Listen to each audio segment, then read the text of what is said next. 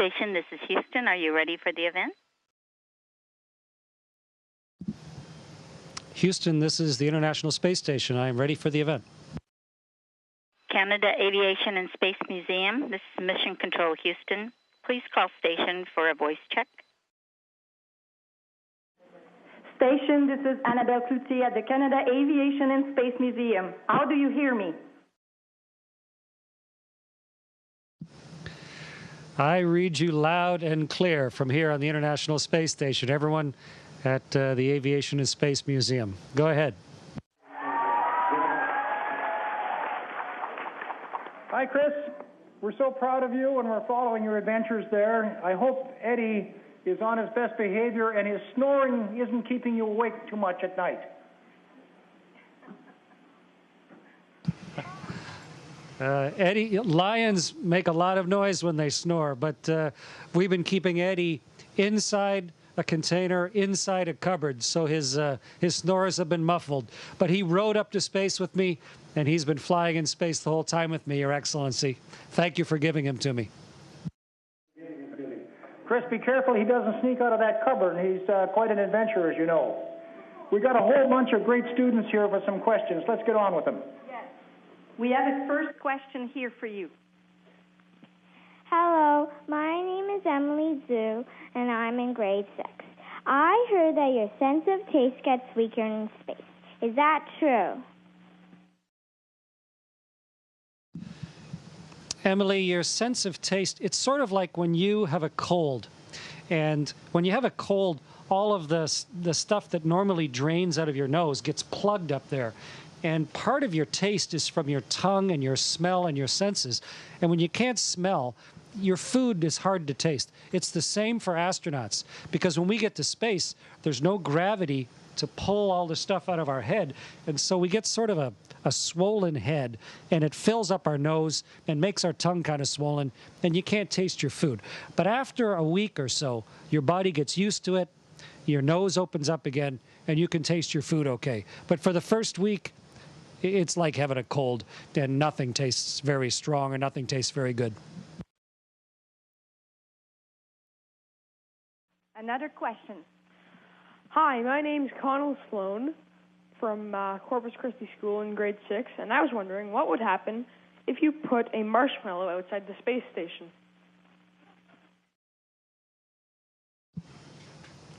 Well, you can see right through that window there, that's outside the space station. There's just a couple layers of glass between us and what is out there, which is the vacuum of space. There's no air. It's completely empty. And in the sun, in the shiny part, it's 150 degrees. And in the shade, it's minus 120 degrees. So let's take your marshmallow and take it outside. Well, first, there's no pressure. And in a marshmallow, there's all that sort of air pockets all trapped in there. That's what makes it all spongy. So your marshmallow would swell right up. And then if it went outside in the dark, if we were behind the Earth, your marshmallow would swell up and freeze. And so you'd have like a marshmallow snowball. And if your marshmallow was in the sun, if you went out on the sunny side, it would swell up and get all gooey. Not like roasting a marshmallow, but you'd have a big gooey mass of a marshmallow, sort of like a big eyeball or something. So marshmallows wouldn't be very good on the outside of the spaceship. But if we had a marshmallow on the inside of the spaceship, I'd eat it.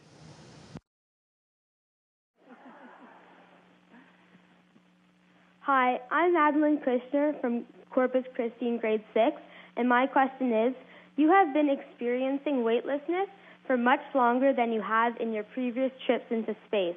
Do you find there's a difference? Madeline, the big difference this time is I'm used to it. I can fly. I can go all different directions. I can do whatever I want. It's wonderful being in weightlessness this time. I'm fully adapted to it. I don't just feel like a visitor here now. I feel like a spaceling. I mean, it's wonderful to get completely used to being weightless, to have your body used to it. I exercise 2 hours every day to keep myself strong, but my body loves being in weightlessness. It's wonderful to be able to fly and float and watch this microphone. to just be able to float things to each other through space. It's like magic. And to be able to be here for that magic for 5 months is a tremendous gift. I love it.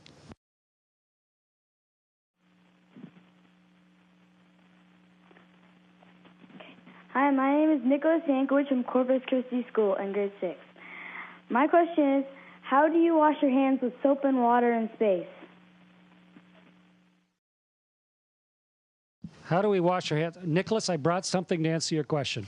Look closely at the camera. You can see this. It is no rinse body bath. No rinse body bath. And it's a bag with a straw. So now let's demonstrate. Okay, it's time to get clean. I'm going to squirt some water out.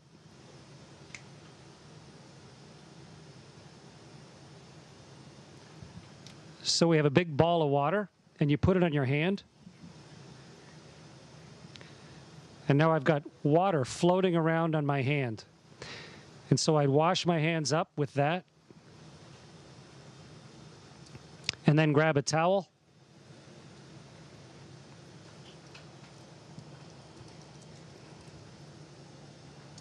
And dry them off. So that's how we do it. We use no rinse. It's a special type of slightly soapy water, so you don't need to have a bunch of fresh water afterwards. You squirt it, you float a ball of water in front of yourself, and then you just dry your towel. And when you're done, we just tuck our towel somewhere to let it air dry so that the evaporated water gets back into the space station and we can use that water again. So it works pretty well. Sort of like, maybe sort of like if you were on a sailboat and you needed to get clean, you do it sort of the same way.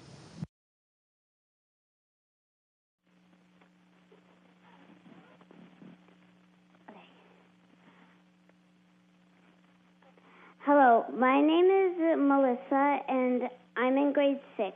And I would like to know, is being in zero gravity like swimming underwater? Yeah, it's sort of like swimming. Next time you're in a swimming pool, if you got a nice indoor pool there somewhere in Ottawa that you go to, or in the summertime when you're in a lake or a river, try getting out in the water and completely relaxing every muscle. Relax every muscle in your body, like I am right here. And if you look at my arms aren't down by my sides like on Earth. My arms float up. And they sort of the same as water because there's no gravity pulling them down. And your whole body's like that. My knees come up. Even my shirt floats up around me. So it's more like floating in water all the time, not swimming in water, because you can't pull against the air. It doesn't, I'll show you, it won't take me anywhere. It doesn't, I just stand here because the air is not as thick as water. So so it's more like just floating in water forever. It's a beautiful freedom. It's lovely to be able to just float around. So try it next time you're in a pool.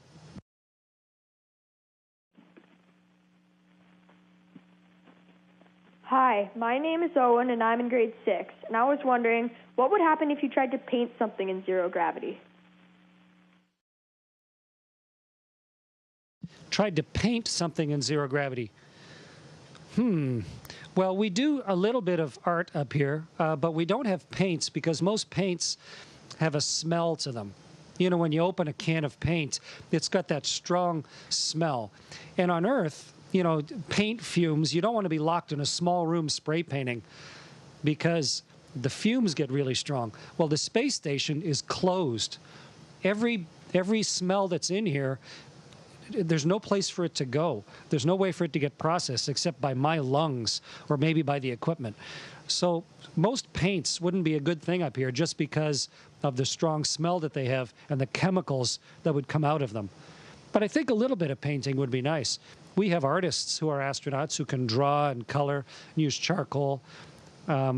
So I think a little bit of painting would be good, but everything comes up here pre-painted.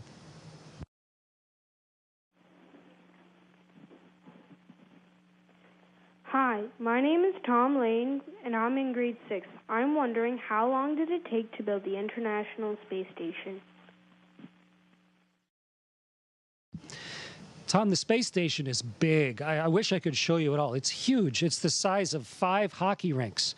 It's very big. And each piece came up one at a time, and we put them all together. The Canadarm, our big robot arm, reached out and grabbed each piece and attached it as we built the station and made it bigger and bigger.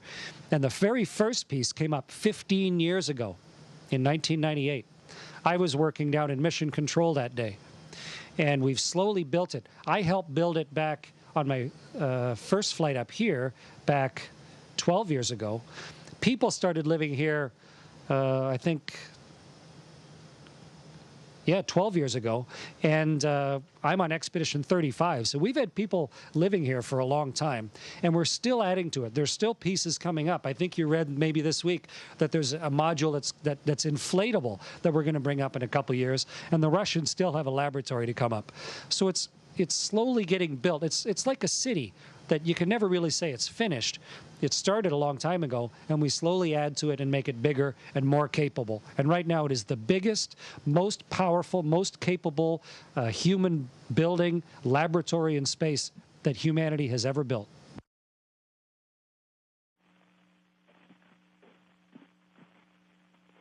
Hi, I'm Luke Jeeves, and I'm in grade 6, and I was wondering what happens when you sneeze in space. What happens when we sneeze in space? Well, let's try. Okay, I'll get myself set. I'm going to sneeze. Let's see what happens. Let me get stable. Okay, I'm going to turn sideways to see what happens. Here we go. Nothing. Oh, maybe I'm rotating a tiny bit. So when you sneeze, of course, your body is trying to get something out of your nose, and it pushes it out pretty fast. So that little bit of stuff pushing out of your nose would push you back very slightly. But you have a lot of mass, and the stuff coming out of your nose just has a tiny bit of mass, so it doesn't move you very much. So, not much, but also in space, we cover our noses when we sneeze.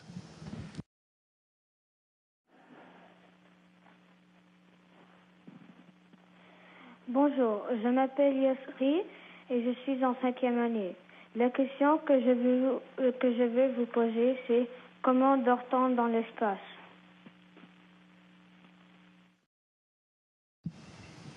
Je dors très bien, merci. C'est un peu différent parce que dans la pesanteur, sans gravité, c'est pas nécessaire d'avoir un lit. Donc, j'ai seulement un sac de couchage fixé, branché à la mur. Et je n'ai pas besoin d'un oreiller parce que la tête ne tombe pas. Je flotte. Et donc, pour dormir, je juste utiliser le sac de couchage, flotter à côté de la mur, brancher un peu avec le velcro sur le mur et relaxer et dormir. C'est très confortable. Je pense que c'est beaucoup plus confortable de dormir sur Terre, dans la gravité, sous la gravité.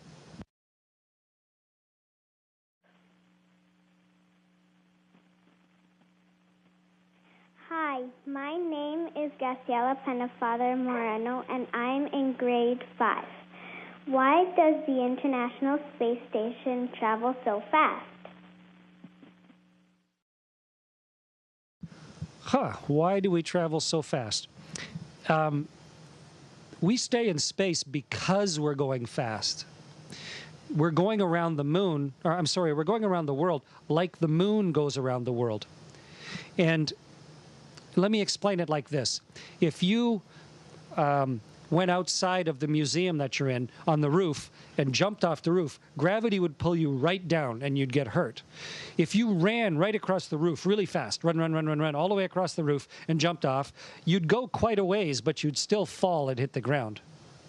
Well, imagine if you could go across that roof so fast, that you, as you fell, as you came off the roof, the earth curved underneath you so that you were falling, but you were going so fast that the earth was curving away from you, so you never actually hit the ground. You just kept falling, and the earth kept curving.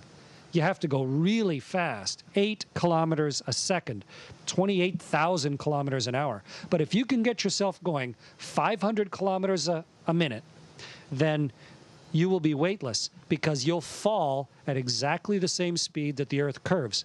And that's why the space station has to go so fast to stay in orbit and to stay weightless.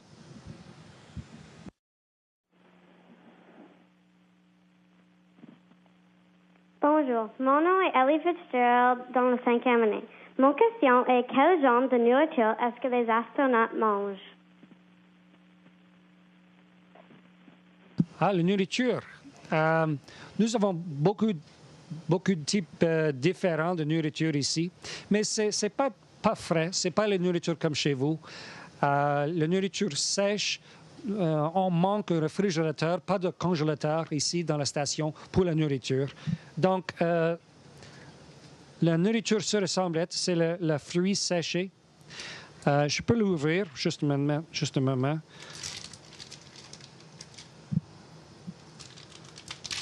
Le microphone flotte aussi. Donc, ça c'est quoi les pêches? C'est la nourriture de l'espace. Et c'est pas pire. Et aussi, comme ça, c'est quoi? C'est le sudak. C'est de Russie. C'est comme le saumon. Et ça ressemble comme sur Terre, avec les légumes. Donc, c'est pas tellement délicieux, mais c'est assez bien. Et c'est pas le maman qui a préparé la nourriture. C'est pas comme dans un restaurant, mais c'est assez bien pour la santé. Et pour la santé des astronautes, pour moi, c'est parfait.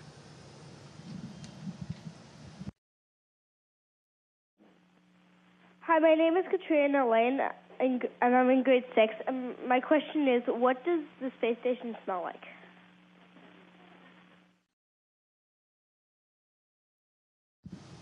What does it smell like? It doesn't really have a strong, distinctive smell. It's not a bad smell at all. It maybe smells like being in an airplane. If you go on to Air Canada or something and you walk onto the airplane, it's maybe got a slightly distinctive smell, but it's pretty clean. And we clean our, every Saturday I clean this whole laboratory. We're inside the Japanese laboratory. I go through and I wipe down every handrail with disinfectant wipes, with wet wipes, and I vacuum all of the filters. So we really work hard to keep it clean. And so it really doesn't have any bad. It's like being in a big building or maybe a nice clean hospital building or something. We work hard to keep it smelling good and healthy. It's good for our health and doesn't let any bacteria grow. And it's better if it doesn't have a smell that you don't like.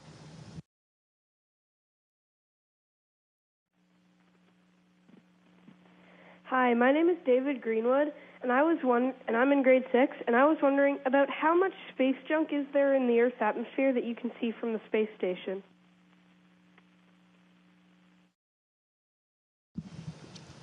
All space is full of junk or debris. The Earth gets hit by 100 tons a day of space debris. 100 tons a day hits our Earth. Every time you see a shooting star, or a meteorite or something, those are bits of debris coming from the universe. 100 tons a day. Some of it is human-made, only a little bit, but there is some. And from the space station, though, everything's going really, really fast. We are going 5 miles a second, 8 kilometers a second. So all the debris is going faster than a bullet. So you can't see it normally. The only time I've ever seen space debris is when it burned up in the atmosphere underneath me, and I watched a meteorite burn up in the atmosphere.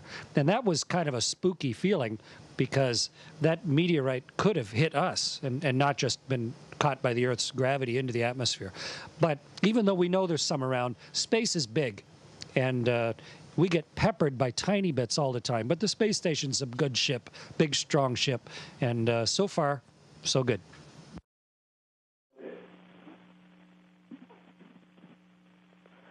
Hello, I'm Sam Lyon, grade 6, and I was wondering if you play any games in space that you can't play with gravity or games that become more difficult or fun without in zero G.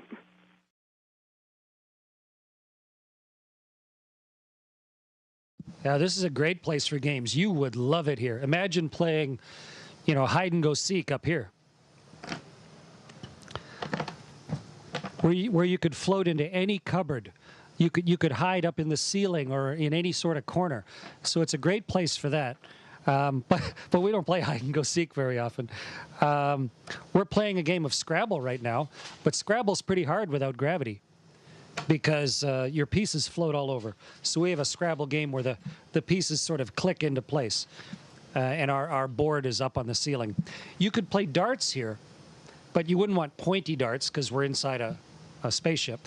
But, if your dart just had a big lump on the end with Velcro and you threw it nice and slowly, maybe with big feathers on the end, then you could play darts. But when you throw darts on Earth, gravity pulls them, so they curve as you throw them. Here, they would go straight. You could throw your dart and it would go absolutely straight all the way to the target because there wouldn't be a curve of gravity. So I think this would be a fun place to figure out how to play a bunch of games. And we play a little in our spare time, but mostly we're here to work. And so we don't experiment like you would if you just actually lived here as a regular person.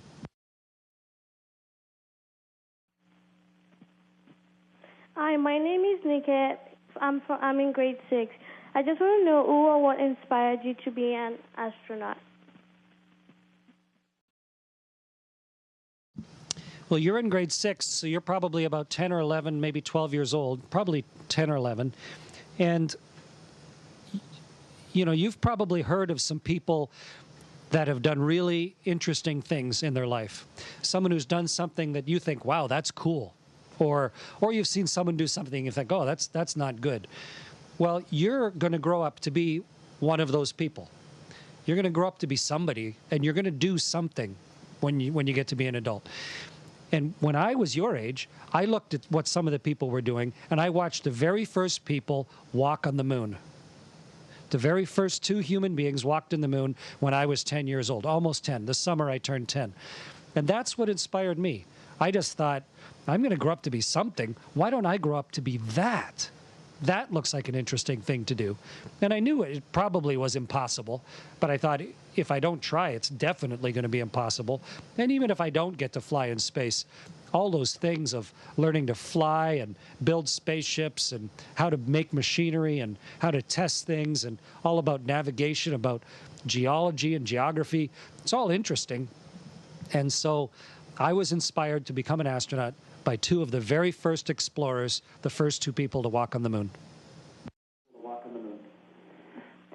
Chris, this was our last question, but maybe His Excellency wants to add a few words. Well, Chris, thank you so much. Thanks for those wonderful explanations to the great questions from the students here. Keep the amazing photos coming from space, and you're a wonderful ambassador for Canada and for the whole world. Be sure that Eddie stays on best behavior and keeps his notes, because when you and he come back, we're looking for some tremendous stories. Thanks, Chris. Bravo. Thanks, Chris. Thanks, His Excellency. Thank you so much. Merci.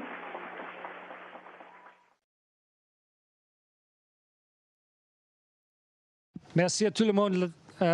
Thank you very much, Your Excellency. It's a privilege to talk to you and a delight to talk to young Canadians in Ottawa today. Thank you for having me there. And I got to get back to work.